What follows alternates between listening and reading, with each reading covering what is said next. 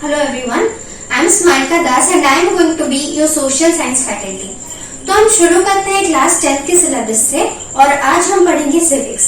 So the first chapter that we are going to learn is political parties. So एक बात बताओ, political parties होती क्या है? कि कुछ तो आइडिया होगा कि ये political parties है क्या चीज. तो मैं बता दूं, ये चैप्टर इतना डिफिकल्ट नहीं है या इसमें कोई दिमाग लगाने वाली चीज नहीं है. बस इतना है कि इसको समझने की जरूरत है. चैप्टर है बड़ा इजी और इसमें उतनी कुछ बात नहीं है. तो चलिए फिर शुरू करते हैं आज के इस टॉपिक से. तो अब इस नाम से पहला क्वेश्चन तो ये अराइज होता है कि पॉलिटिकल पार्टी है क्या चीज. तो मैं अगर इसकी सीधी इंग्लिश में डेफिनेशन बता दूं तो a political party is a group of people who come together to contest election and win the power of the government. तो ये डेफिनेशन मैं लिख देती हूँ, इजी होगा आपको याद रखने के लिए. Group of people who come together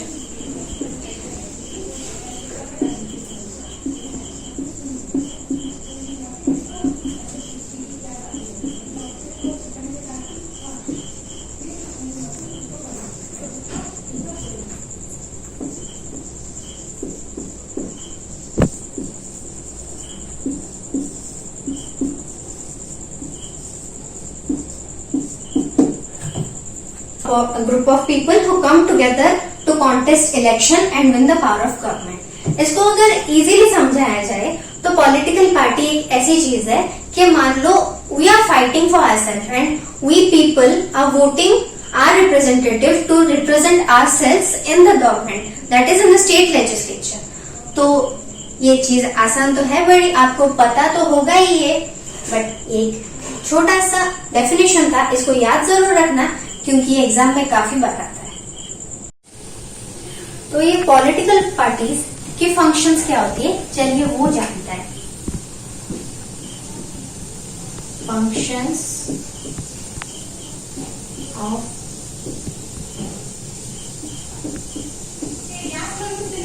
political parties. तो पहला पॉइंट तो काफी ऑब्वियस है जो कि है कॉन्टेस्ट इलेक्शंस. ये तो सबको मालूम ही होगा, ये ऑब्वियस ही पॉइंट है. पॉलिटिकल पार्टीज इलेक्शन कॉन्टेस्ट करती है.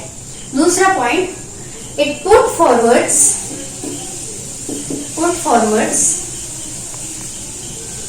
The issues. अब इसका मतलब it put forwards the issues होता है कि ये जो इश्यूज होते हैं, जो आम जनता की जो प्रॉब्लम्स होते हैं, ये उसको लाती है. जैसे मान लो कि हमारे देश में पानी की काफी प्रॉब्लम है, हमारे देश में बिजली की काफी प्रॉब्लम है, तो ये पॉलिटिकल पार्टीज इश्यूज लाती है कि और ये हमको ये वादा करती है कि हम ये आपके लिए फुलफिल करेंगे अगर आप हमें जिताते हो तो. तीसरा पॉइंट है, it place a desire role in law making. अब ये होता क्या है मैं आपको बता देती हूँ. जब कोई पार्टी जीतती है, जब कोई पार्टी इलेक्शन में जीतती है तो obviously he has that party, certain party has the power to desire the law. हमारे देश में जो भी पहले से लॉ बन चुके हैं, जो कॉन्स्टिट्यूशन पहले से सेट है, उस लॉज को इम्प्लीमेंट कैसे हो, वो लॉ अगर कोई लॉ में कोई गलती हो या कोई लॉ इम्प्रोवाइज होना चाहिए तो वो काम पॉलिटिकल पार्टीज करती है. The next point, it runs the government. अब ये चीज है ऐसे कि it runs the government in the sense political parties की ये रिस्पॉन्सिबिलिटी होती है कि वो सब इम्प्लीमेंट करे. जैसे मान लो अभी हमारे देश में बीजेपी सरकार चल रही है, तो ये बीजेपी की ड्यूटी है कि वो टेक केयर करे हमारे देश के सारे प्रॉब्लम्स. मान लो वो पानी का इशू हो, वो इलेक्ट्रिसिटी का इशू हो या कोई भी इशू हो. हालांकि आजकल तो सारे पार्टीज हमें ये दावा करते हैं कि वो पानी का इश्यू हटा देंगे, तो कोई दावा करता है कि वो इलेक्ट्रिसिटी का इश्यू हटा देंगे, तो कोई बोलता है कि रोड के इश्यूज नहीं होंगे।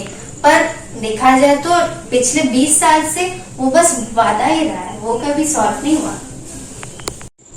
तो अगला चलिए जानते हैं कुछ पॉलिटिकल पार्टीज के सिस्टम के बारे में। तो पहला वाला है one party system. Only one party controls and runs the government. इसका मतलब ये होता है कि पूरे देश में एक ही पॉलिटिकल पार्टी होगी जो कि पूरे गवर्नमेंट को कंट्रोल करती है, और उस पर्टिकुलर पार्टी के कुछ कैंडिडेट उस पर्टिकुलर सीट के लिए फाइट करते हैं। अब इसका एग्जाम्पल तो आपको पता ही होगा, चाइना में ऐसा होता है। इसके कुछ प्रोज ये है कि ऐसे वन पॉलिटिकल पार्टी सिस्टम में डिसीजन काफी जल्दी ले लिया जाता है। जैसे अगर हमारे इंडिया की बात करें तो इधर मल्टीपल पार्टीज है जो कि फाइट करते हैं एक सीट के लिए, लेकिन इसमें जैसे कि एक ही पार्टी और उस एक ही पार्टी के कुछ गिने चुने लोग फाइट करेंगे, तो डिसीजन मेकिंग तो वीक होना ही है। Consequences is it is against democracy and vulnerable to dictatorship. अब ये पॉइंट्स जो है ये याद रखने वाली चीज है, क्योंकि ये कोई एग्जाम्स में जरूर आते हैं। अगला है टू पार्टी सिस्टम। इसमें only two parties can fight for the seat. अब ये तो आपको पता ही होगा, क्योंकि हालांकि यूएसए का इलेक्शन हुआ है और यूके में भी ये सिस्टम फॉलो किया जाता है, और काफी सारे कंट्रीज में ये सिस्टम फॉलो किया जाता है। एंड ये सिस्टम ना काफी अच्छा है, क्योंकि इसके काफी अच्छे, ये सिस्टम बहुत स्टेबल रखता है। पर इसके कॉन्सिक्वेंसेस ये है कि माइनॉरिटीज ग्रुप जो है वो शायद से पीछे रह जाए। तो ये पॉइंट्स भी इम्पोर्टेंट है, इसको भी याद रख लेना। The last and final one is the multiple party system, और ये तो आपको पता ही होगा, अपने देश में यही फॉलो करते हैं। Several parties compete for power and all of them has reasonable chance of forming government. The best example is our country itself, that is India.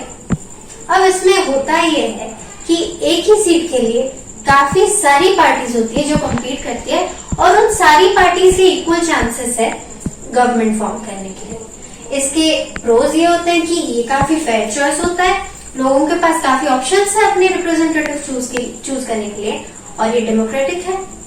इसके कॉन्सिक्वेंसेस ये है कि ये पॉलिटिकल इंस्टेबिलिटी क्रिएट करता है। मान लो अगर वो सिंगल पार्टी या टू पार्टी सिस्टम हुआ तो वहां पे पॉलिटिकली बैलेंस करना इजी रहता है, पर मल्टीपल पार्टी सिस्टम में पॉलिटिकल इंस्टेबिलिटी होती है। तो अभी हमने जो भी पढ़ा उन सब को छोड़ के भी कुछ ऐसी पार्टीज होती है जो कि काफी पॉपुलर होती है, जिनको बहुत सारे लोग रिकॉग्नाइज करते हैं। उन पार्टी को हम नेशनल पार्टीज बोलते हैं। अब किसी पार्टी को नेशनल पार्टी बनने के लिए कौन कौन सी क्राइटेरिया फुलफिल करनी होगी, चलिए ये जानते हैं। At least 6% of the total votes in the Lok Sabha election. Lok Sabha election में at least 6% of weightage of total votes मिलनी चाहिए for a party to be a national party. Secondly, at least 4 seats in Lok Sabha. Lok Sabha में एटलीस्ट 4 सीट्स होनी चाहिए for a party to be national party. Again, if you are a national party, आपको अपनी office मिल जाएगी और आपको एक परमानेंट सिंबल भी मिल जाएगा। सो इन अदर वर्ड्स, हम नेशनल पार्टी को रिकॉग्नाइज्ड पार्टी भी बोलते हैं। Coming up to the next, state parties. State parties is not something equal to national parties. अब स्टेट पार्टीज की क्राइटेरिया क्या होती है, मैं आपको बता देती हूँ। 6% of the total votes in state legislature. अब स्टेट लेजिस्लेचर में आपको at least 6% of the total votes मिलने चाहिए for a party to be considered as a state party. Secondly, at least 2 seats in the state legislative assembly. तो हम state parties को इन other words बोलते हैं द रीजनल पार्टी, जो कि हमारे कांग्रेस, टीएमसी और ये सब होता है। तो चलिए बात करते हैं उन चैलेंजेस की जो एक पॉलिटिकल पार्टी फेस करती है। The challenges faced by a political party. So ये पॉइंट उतना याद रखने के लिए नहीं है, ना ये चीज कभी एग्जाम में आती है, बट ये चीज समझने के लिए आपको इजी होगी, तो इसीलिए मैं ये पॉइंट आपको समझा रही हूँ। तो आजकल की जो पॉलिटिकल पार्टीज होती है वो ऐसी बन गई है कि उनमें there is lack of democracy.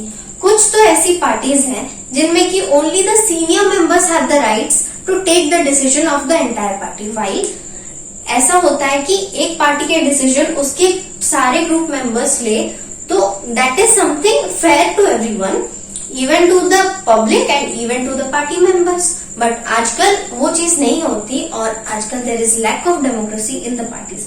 Secondly, we all know about the Congress party. The Congress party is ruling India right from the independence time. So ये पार्टी अभी एक ऐसे सिचुएशन में बन गई है कि इसमें they are making it like a family succession, like a dynasty succession.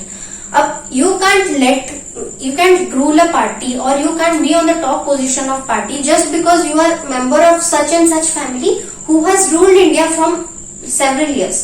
That is not right, of course. So ये चीज अभी एक चैलेंज बन गई है कि you need to deal with it. Like you need to add more and more people who can think better than making your family be in it or putting your family into it. Thirdly, the parties these days are not working upon people or people's issue, but they are rather working upon how they will income more money. So आजकल जितनी भी parties हैं उनमें से हम भी देखते हैं कि कुछ ऐसे मेंबर्स खड़े होते हैं जो कि कभी एक क्रिमिनल रह चुके हो या जिन पे कोई मर्डर या कोई केस थोप रखा हो। तो ये तो of course we never want कि हमारा कोई ऐसा लीडर हो जो हमें रिप्रेजेंट करे और वो ऐसा ही क्रिमिनल हो। So rather than focusing on money, we need to think of people's development. So I hope आपको आज का सेशन पसंद आया होगा। इस टॉपिक के बारे में हम और डिटेल में अगली क्लास में जाएंगे। तब तक के लिए do let us know your reviews in our comment section. और अगर इस टॉपिक के रिलेटेड कोई भी डाउट हो तो there is a link in our description box. Please let us know your doubt in it. We'll try to solve it for you. Or please do not forget to like and subscribe the channel. Till then, have a great time. Thank you. So I hope आपको आज का session पसंद आया होगा। इस topic के बारे में हम और डिटेल में अगली क्लास में जाएंगे। तब तक के लिए do let us know your reviews in our comment section.